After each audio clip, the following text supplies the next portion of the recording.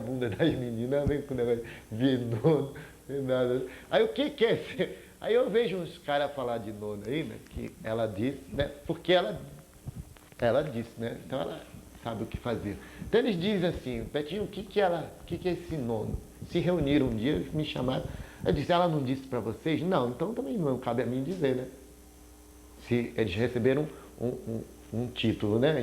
E ela não falou nada sobre aquilo, não cabe a mim. Porque cabe a ele descobrir. Então eu estou falando assim, irmã, para você ter uma ideia que essa coisa toda da doutrina, como eu dei uma luz hoje para o Luciano, ela não existe escrita, ela não existe em leis, ela não existe em normas, ela existe nas heranças que você vem adquirindo, que você adquiriu, que você vem movimentando. Porque de repente assim você está aqui, está todo mundo com um conhecimento hoje assim tão grande da doutrina. Eu vejo pessoas falando assim de planos, de coisas, e esquecendo a coisa fundamental para se operar num plano, que é a tal da lei de auxílio. É tão simples, está no primeiro ao nono, é só entrar na lei do auxílio. Agora, sabe, porque há um pouco de religiosidade, ou muita religiosidade. Não sei, o templo funciona porque ainda temos pessoas religiosas. Mas não religiosas, daquela supersticiosa, pessoas que têm fé no seu mentor, doutrinadores com sua princesa, e que entram e vão fazer seu trabalhinho ali, e tchau e benção. Isso é a nossa religião. Tá entendendo? Agora, para quem está buscando aí conhecimento da doutrina, ele só consegue manipulando. E manipular para o início, Mahan diz assim, a lei do auxílio é o princípio superior de todo missionário. Princípio superior. Eu só entro na missão pela lei do auxílio. Não quer dizer que nós três aqui agora, se está gravando aí, que está eu, Gilmar e o Alexandre, que nós três aqui não estejamos fazendo um trabalho espiritual. Porque temos mentores, tudo é possível, somos médios. Isso ela dizia, que quando houvesse 2 médios ou 3 reunidos, soubessem entrar naquele meio ali. Então, às vezes podia estar falando até da mulher do vizinho, da mulher do cara, né? Mas soubesse que dali estava sendo realizado um trabalho, que tudo se aproveita. E você olha lá o Pai Santa Branca, resume isso. Nada é por acaso. Então, tudo tem uma razão naquele princípio. Então, voltando ali na pirâmide. Então, para dar uma ideia do adjunto, você põe, somos todos coataí. São partículas diferenciadas dentro do adjunto chamado coataí 108. Para ele estar aqui simbolizado aqui no físico, seria a Neiva, nossa mãe, os trinos, são 3, então, dizem que tem trino de 4, de 5, de 6, mas trinos são de 3. Seus 3 com seus sétimos, e seus sétimos com seus sextos. Isso é uma coisa chamada força decrescente, que ela deu um início para que compreendesse a força da pirâmide. Essa força decrescente ficou prisioneira aí na mente de um mundo adjuntos aí, bons, grandes adjuntos aí, que tem essa força ainda bem enraizado com ela. Que é isso, 1, 2, se é um trino, não sou, se é um trino, mas 3 doutrinadores no radar formam um adjunto, 3 adjuntos formam um trino. Então, ele não precisa estar presente. Está percebendo? Como é que era? Eu estava no início da coisa para uma determinada compreensão, seria a clarividente, os 3 trinos, seus trinos com seus sétimos, que formavam 21 adjuntos. Hoje o sétimo. Isso aí, ela acreditou que entenderam ela. Então ela deu uma outra consagração. Que aí já botou um 4º trino, que pouca gente entende a função do Gilberto, é coordenador de templos externos. Isso é o rótulo dele. E ele sofre por ter esse rótulo em lei. Ele é o coordenador de templos externos. E acabou. Entendeu? E aí ficam prisioneiros, estamos todos prisioneiros de uma coisa humana. Porque o Alberto desencarna, acabou. E o Catan. A Gladson desencarna, acabou. Marabô. amanhã Tumuxi desencarna, Mário Sácio desencarna, acabou Tumuxi. Amanhã, depois da manhã, né? Já matou todo mundo no mesmo dia, né? Vou botar um espaço aí. Quer dizer, se você botar por esses olhos, dá ideia então que acabou. Conversando com Freud ainda há pouco, estávamos falando sobre isso. Não, esse adjunto, Rama 2000, ele tem herança para fazer o povo. Para isso, volta à mesma pirâmide que começou o adjunto. Está percebendo? Essa é uma forma de um sacerdócio para que sim tenha uma visão bem grosseira do que é o Pai Seta Branca, na conjunção assim, dos pretos velhos, dos caboclos, dos médicos, né? Dos obsessores. Você vê, todo mundo tem sua escala, né? Eu ouço falar assim, em termos bem profundos, doutrinários, que o líder assim, do Vale das Sombras é um jaguar. Aí o jaguar fica meio tumultuado. Pô, como é que pode? Aí o cara vai tumultuando. Todo mundo é jaguar. O que é jaguar? Uma força da terra. Quem tem uma herança da terra, quem tem história de 32 mil anos aí, do Ectumã, entendeu? Como ela ia reduzindo, de Esparta a Brasília dá mais para entender, porque aí tem nos livros. Né? Você pega Esparta, Atenas era o maior império que existia sobre a face da Terra. Ele perdeu porque Roma vinha crescendo e os Esparta, que era uma cidadezinha para auxiliar a Atenas, se aliou.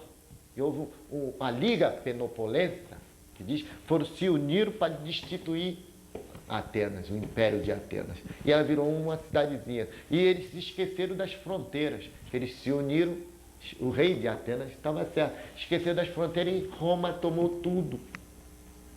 E Roma foi o maior império na face da Terra até hoje, que teve maior conquista de espaço territorial de terras. Foi o Império Romano. Então, aí eu ainda quis saber dela assim, se eu estava em Atenas, como é que eu sou espartano também? Porque o processo era tão rápido de ida e volta, né? Entendeu? Que eu estava em Atenas, como é que era espartano também? Né? Era um lance muito rápido. Como é que pode? Porque o processo de tempo eram outros tempos, a contagem de tempo é outra. Então, a gente fala assim, do 1994, isso é meio estranho, parece que esse 32 que eu falei está há pouco tempo atrás. Eu falei de Esparta, né? Agora nosso espírito volta assim, parece que não tem muita distância. Né? Está percebendo como é que é um lance, o tempo é meio confuso? Onde está a diferença do tempo? Está no animismo. Essa coisa que o seu Mário quis sempre se pegou e ele se perdeu para o animismo. Esse animismo é aquilo, eu posso, eu sou, eu quem? Eu sou o Betinho. O Betinho é um produto de um espírito que está num sono cultural, que desenhou um Betinho para que fizesse determinada coisa por ele. Que tenho que fazer a cada... E eu faço naquele período, a maioria do tempo eu estou à mercê. Esse é o tal também do livre-arbítrio. Mas quando o espírito diz, você vai casar, o cara casa, cadê o livre-arbítrio? Quando o espírito diz, você vai ser pai, você é pai. Cadê o livre-arbítrio? Não, deu uma trepadinha ali, não queria ser pai, né? E tantas outras que Deus não foi. Do que aquele? Está entendendo como é que o livre-arbítrio é um troço meio... É livre dele, do espírito que escolheu a estar aqui. Aqui não existe esse triângulo. Aqui é um mundo maravilhoso. Daí a orgia lá dos Tumuxis que se perderam e foram chamados de volta, aí não volta, ficou preso aí 100 anos. A história da ciência dos Tumuxis, entendeu? E são coisas que você vai buscando assim, de onde vem isso? Aí uns diz para mim assim, que tia falou, que faz o mestre são suas consagrações. Para se consagrar o mestre precisa de um guru ou uma clarividente. Nós não temos nenhum guru, nem mais a clarividente. Nunca tivemos um guru e a clarividente nossa acabou. Como é que eu consagro um mestre hoje? Quer dizer, você está dizendo, não, nós somos um pequeno grupo que estamos aqui a serviço de Simiromba, de Deus, daqui a pouco vai aparecer outro nome para ele, entendeu? Que é o pai seta branca, é mais fácil para ele se apresentar como pai seta branca, é bem mais fácil, menos dispendioso para ele a roupagem do índio, porque ele quer uma coisa nossa, equilibrar o homem na sua mediunidade e soltar ele para a vida. Então nós temos o que dentro do vale após a tia ir embora? Muitos médios bacanas, com suas forças, e oprimindo o mestrado, assim, que eles podem tendo acesso a uma coisa que custou noites e noites, jornada e jornada para formar um homem desse doutrinador, para depois chegar aqui o rapazinho. Aí você diz, não, ele tem direito, ele tem herança. Quem é de nós capaz de dizer isso? Então bota ele de fitinha, vai malhar, vai para a lei do auxílio. Né?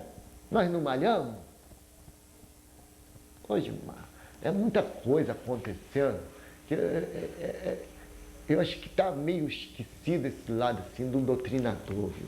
O doutrinador com sua ciência, com sua delicadeza, com sua compreensão. E o doutrinador safadão do mundo, que é isso que a tia mostrou muito para ele. Vai para o mundo é isso mesmo. A tia nunca puniu um doutrinador que deu 2 trepadas ali, 4 trepadas.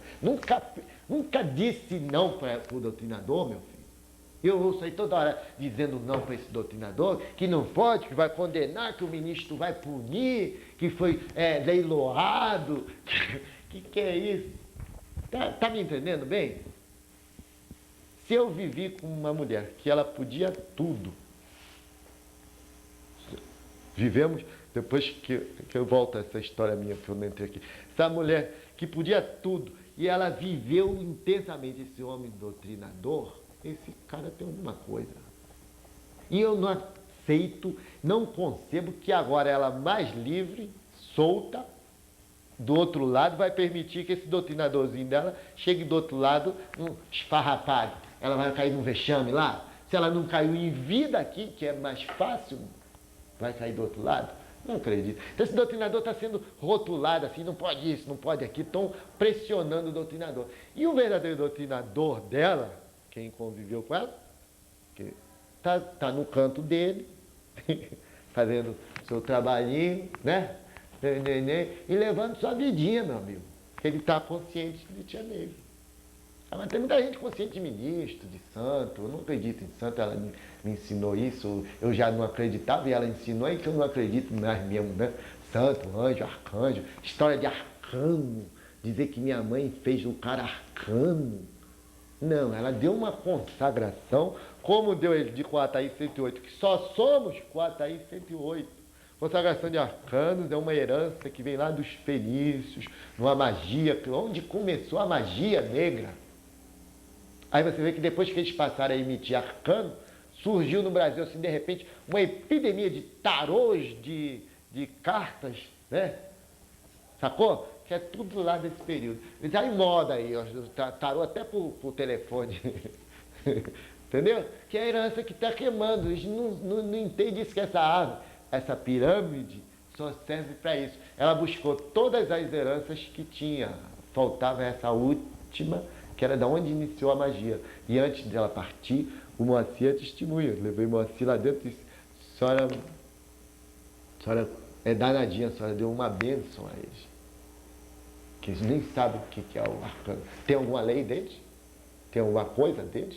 Uma procedência? O porquê que é adjunto a Dejan, sétimo arcano? O que é esse sétimo arcano? O que é isso?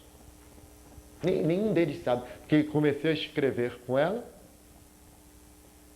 e ela disse, meu filho, é muito trabalho, pega as Pai Seta Branca, que é que você escolha aí 108 doutrinador para fazer uma consagração. E peguei as fichas, o Freud me entregou as fichas, e eu fiquei olhando, e só tirei 6 fichas. Aí eu disse, depois na hora ela foi lá aquela, né, sempre ela fazia o jeitinho, e ela numa quarta-feira me trancou no 7º e disse, pai, quer isso pronto amanhã cedo. Aí de madrugada eu não resolvi nada, o dia clareou, chorei, uma voz falou, põe Neiva. Aí eu lembrei do continente, botei Neiva, tia, né? Tia, os trinos, aí fui dividindo, dava os 108. Se você dividir ali, dá 108. Tia Neiva, os trinos, os adjuntos com os seus sétimos fecha 108. Aí eu falei, matou, né? Só no, aí podia botar qualquer um, qualquer um, né? Tinha tirado os 21 adjuntos e, né? Acabou. Então aí quando eu botei. Tá, aí ela foi pro templo no domingo e saiu dizendo no domingo no templo que existia um cavaleiro vermelho, cavaleiro lilás, cavaleiro azul, rosa e essas cores, e trino Juremá, trino Iramá, saiu dizendo isso tudo no domingo e dizendo, vão lá em casa que o Betinho sabe disso tudo e tem sua classificação. E eu aqui no refeitório, acho que tu lembra disso, estava por aqui. Eu no refeitório, era um tal de entrar lá, tinha dito que eu sou representante do cavaleiro velho. Que é isso, meu amigo? Eu nem estava no tempo, não sei nem o que é o que ela estava falando lá. Não, ela disse que você estava tratando. Eu estava localizando, que ela deu uma lista de ministros, o ministro do cara. Né? Ainda tem até um grande amigo, pai, eu gosto dele demais, mas ele entrou assim, sou o representante do vermelho. Eu digo, mas rapaz, eu não sei nem teu ministro, ele ainda falei assim, quem é mais importante? O teu ministro ou esse cavaleirinho aí, rapaz? O cara ficou magoado. Ele parou na porta, pode vibrar, que é com a vibração que eu estou clareando, né? Uns troços assim, Gilmar, tão bonito de ver hoje, digo bonito pelo lado mediúnico. Isso é a mediunidade do cara buscando nem sabe o quê. Que você depois depara ele, ficou escravo de um cavaleiro vermelho. Tá certo?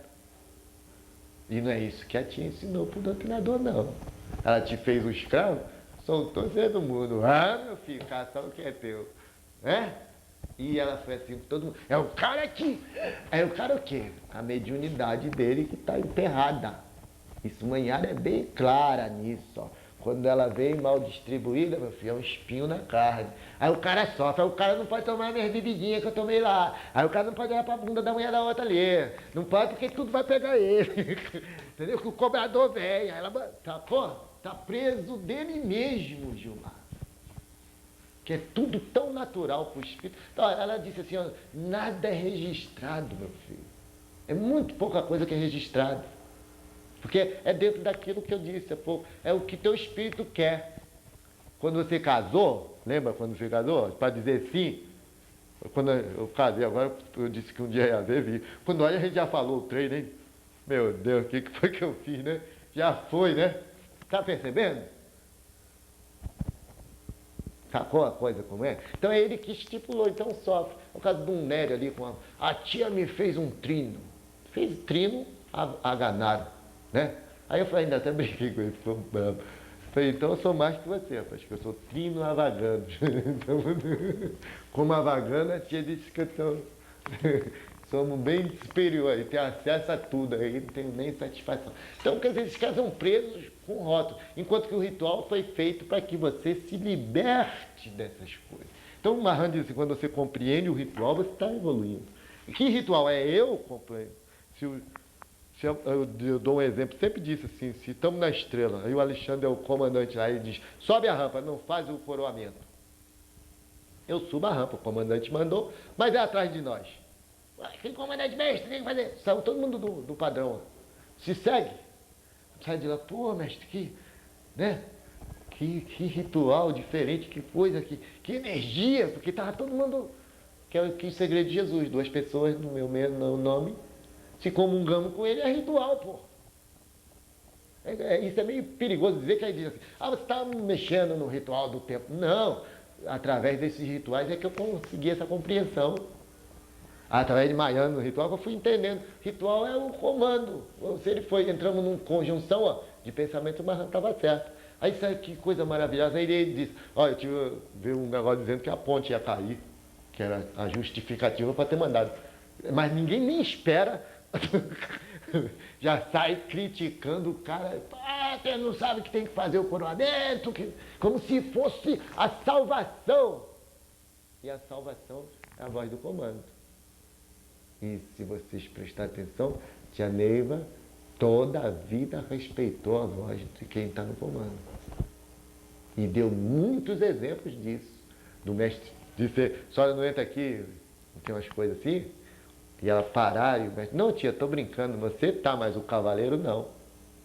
Você falou, o cavaleiro se postou. Para sentar no templo, pedia. Quem está no retiro hoje, meu filho? Ah, é o Alexandre. Ela aí queria sair, mandava chamar o Alexandre. Se ela tivesse intimidade, começava a conversar, ô meu filho, eu estou precisando dar uma saída e tal. Senão ela só botava o cara lá, toma um cafezinho, come um pouco, para o cara ficar ali para ela negociar e sair, meu amigo. Aí você vem me dizer que nós todos somos o quê? Um bando de médios quando nos dispomos. Se você se dispuser a olhar a doutrina, quando entra no seu retiro, no seu trabalho oficial, aí você está na posição do mestre Sol ou na posição do mestre Lua.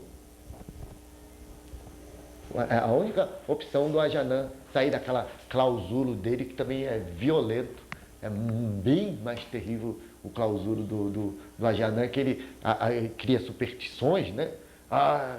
Entrou no bar e o espírito, o cara tá bebendo ali, tá cheio de cobrador, né?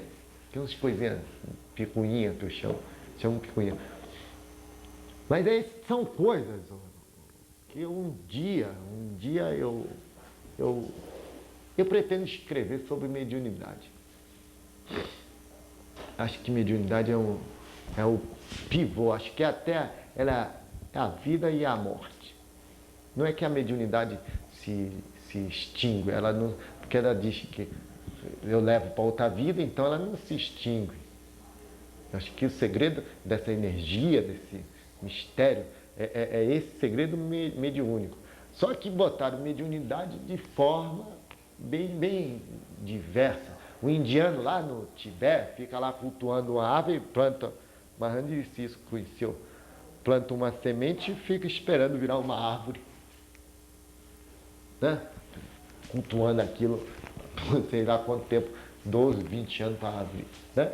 Ele fica ali aquele período todo. Vê a forma dele procurando canalizar o mediunismo dele.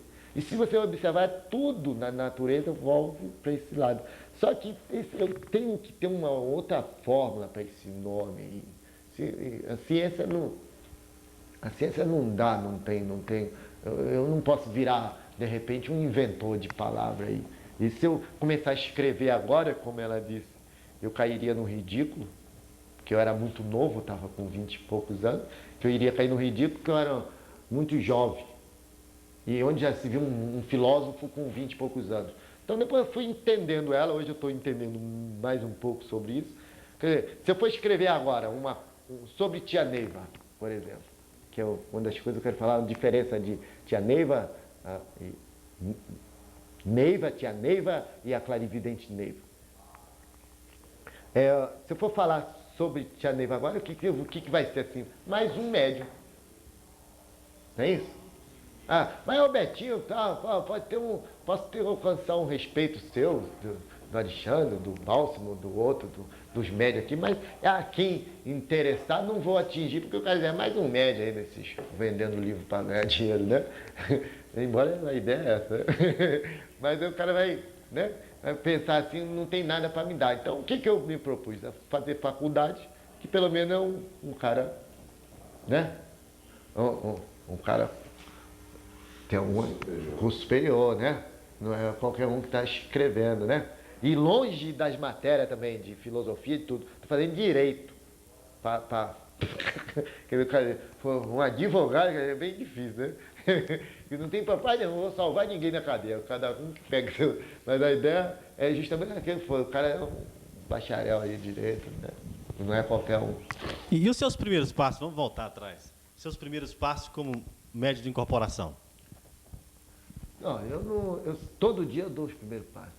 Não, eu digo aqueles primeiros. Não, todo dia é o primeiro passo. Não existe esse espaço assim do doutrinador, do médio de incorporação ter Eu, como todos nós, eu sempre fui bem assistido pelo doutrinador. Isso foi. Acho que isso foi uma das coisas mais importantes, que foi a orientação que ela deu, que eu não deixasse de lado, que eu acreditasse no doutrinador, Não era a ideia, porque quando eu falo assim, um doutrinador, presta bem atenção nisso, isso é importante. Fala assim, um doutrinador, dá a ideia assim de uma autoridade do cara. Não, eu vejo o doutrinador, o meu amigo, o cara que eu confio. Se eu tô com o Alexandre, eu tô com o Alexandre, pô. Tá me entendendo a diferença que eu vejo? Eu faço um trabalho com o Alexandre, é eu com o Alexandre. Eu tenho comigo assim, que eu posso falar, Alexandre, tem uma merda aqui. Eu tô com o Alexandre, pô. Eu não vejo ele. Aí a maioria fala assim, rotula o Alexandre. Aí o doutrinador distingue o homem Alexandre e o doutrinador. Não, eu vejo a mesma coisa. Tá vendo minha diferença? Sempre olhei o doutrinador assim como o meu parceiro, é meu amigo, pô. Então eu não tenho. Acho que é questão mediúnica minha e dele. Eu uso a minha, ele usa a dele. Então eu tenho consciência da dele, ele tem da minha, queimamos o pau. Que é onde ela disse, onde estiver nesse universo. Então eu nunca tive preconceito disso. Nunca tive na incorporação. Uns atribuem, uns analistas, que é porque eu tive uma experiência de doutrina. Porra, eu tive uma outra também, em 79, que foi a que eu arrumei a encrenca lá. Em Pirapora, o 7º raio. Acabei incorporando de novo. E cheio de moral de 7º raio. Entendeu? 7º raio no chão. Cheio de. Quer dizer, são. Os primeiros passos sempre é os primeiros passos. Não existe isso. Você é médico, você tem esse sentimento. Cada trabalho que eu passo é a mesma expectativa, que eu não sei o que está pela frente. Betinho, você foi aparelho do Marran, é aparelho?